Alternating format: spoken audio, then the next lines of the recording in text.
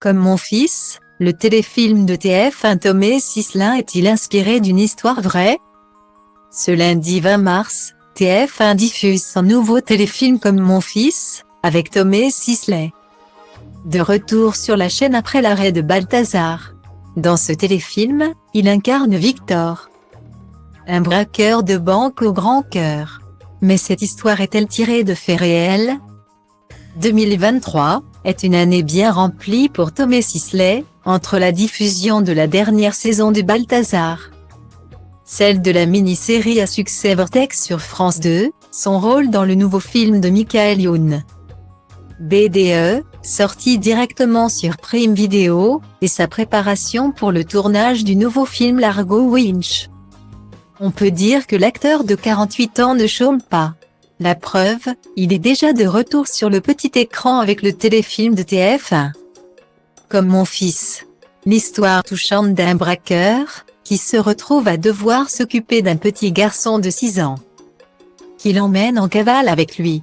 Un téléfilm inspiré d'une histoire on ne peut plus réelle.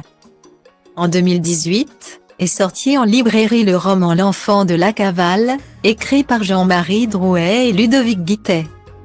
C'est ce roman, que le téléfilm Comme mon fils adapte. Un roman, qui aurait pu être seulement une fiction, mais qui est le témoignage des deux auteurs.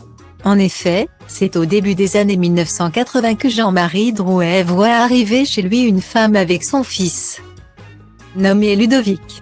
C'est alors que la mère de ce dernier part un jour sans revenir, laissant l'enfant à Jean-Marie Drouet.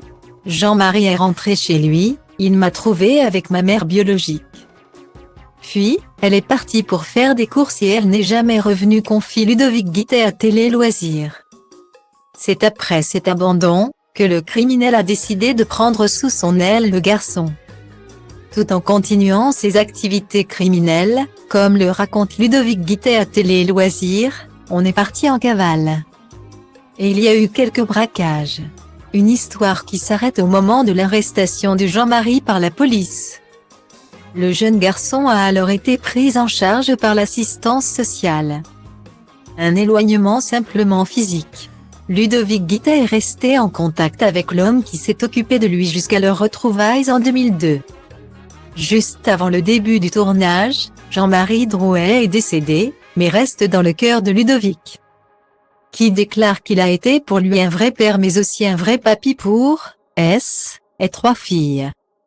Et bien que certaines scènes du téléfilm soient romancées, celui-ci a une place importante dans la vie de Ludovic, qui le considère comme une forme d'héritage.